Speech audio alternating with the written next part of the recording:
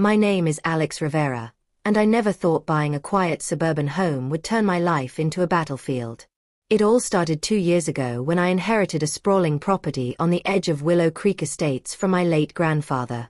He was a reclusive old man, a land developer back in the day, and he'd always talked about hidden gems in his holdings. I figured it was just a nice house with some acreage, perfect for my dream of a peaceful life away from the city grind. Little did I know, that land held secrets that would unravel an entire neighborhood's smug little empire. The first red flag waved the day I moved in. A crisp envelope arrived from the Willow Creek Homeowners Association, HOA, welcoming me with a list of community standards. No fences over 4 feet, no visible trash cans, lawns mowed to exactly 1 inch, ridiculous rules that screamed control freak. I shrugged it off. I'd grown up in apartments, so a bit of structure seemed harmless. But then came the inspections. Karen, yes, her name was actually Karen, the HOA president, showed up unannounced with her clipboard and judgmental glare. Mr. Rivera, your mailbox isn't regulation color. That's a $50 fine. I painted it, grumbling under my breath. Things escalated when I decided to plant a vegetable garden in my backyard. It was my land, right? Wrong, according to the HOA. They claimed it detracted from the aesthetic uniformity of the neighborhood. A $200 fine landed in my mailbox, followed by demands to rip it out.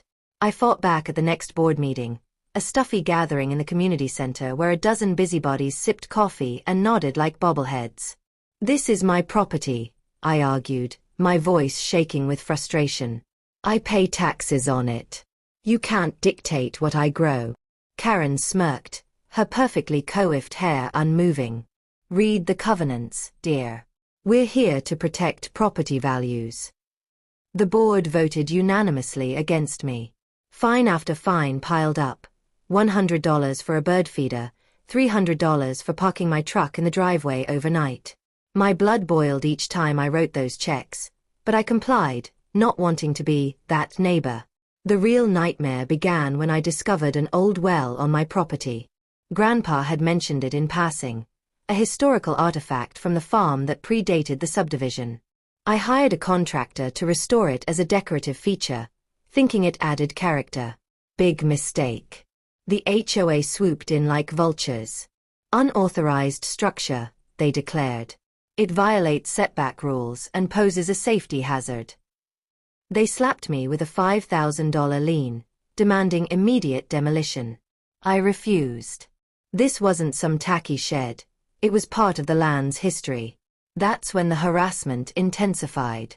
Daily drive-bys from board members, anonymous complaints to the city about nuisances. Even rumors spread on the neighborhood Facebook group calling me a troublemaker who was tanking home values. I couldn't sleep.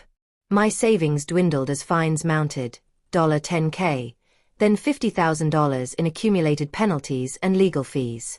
My girlfriend left, tired of the stress. Alex, it's just a house, she said, packing her bags. But it wasn't. It was my grandfather's legacy, and these power-hungry tyrants were stripping it away. I hired a lawyer, but the HOA's attorney buried us in paperwork, citing ironclad covenants signed by previous owners. You're outmatched, my lawyer admitted. They've got the neighborhood locked down. Desperation fueled my next move.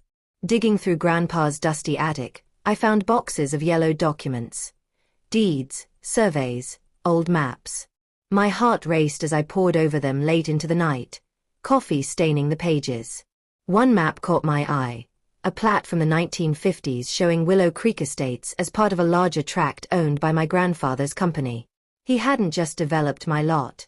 He'd developed the whole damn subdivision. But why wasn't that public knowledge? I hired a title searcher, a grizzled expert who chain-smoked while unraveling the puzzle. Days turned into weeks of research, subpoenas, and courthouse visits. The breakthrough came in a forgotten filing cabinet, a master deed from 1962.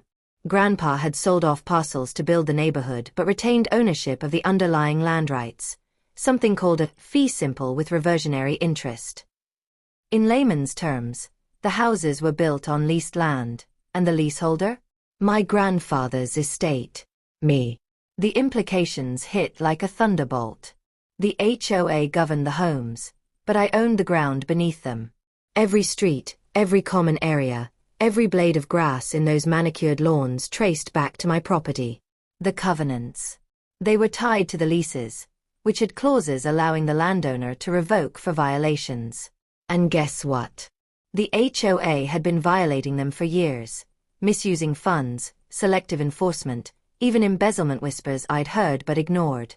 Armed with this, I called an emergency meeting. The boardroom buzzed with confusion as I walked in, documents in hand. Karen's face twisted in annoyance. Mr. Rivera, this isn't on the agenda. Pay your fines or face foreclosure.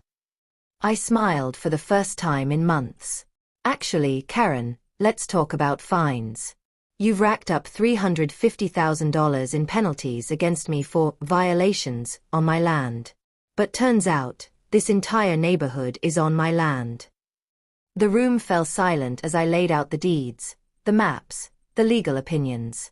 Gasps echoed. One board member, a retired accountant, turned pale. This can't be real. Oh, it was. My lawyer confirmed it. The leases required fair governance, which the HOA had flagrantly abused.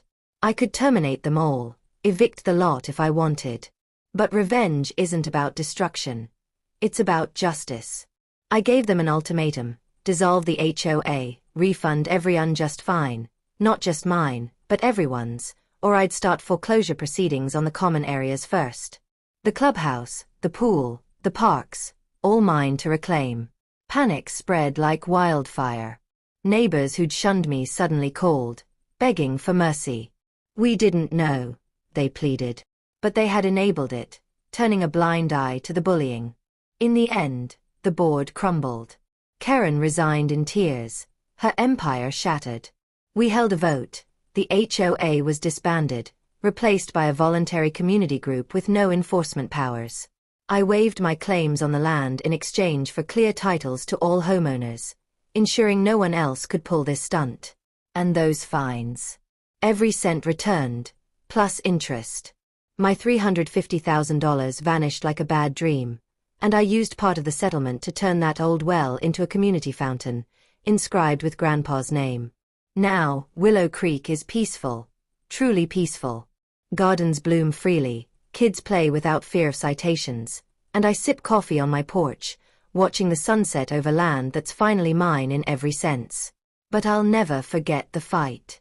It taught me that power unchecked breeds tyrants, and sometimes, the quiet inheritor holds the biggest sword. If you're in an HOA, dig deep. You might just own the ground they stand on.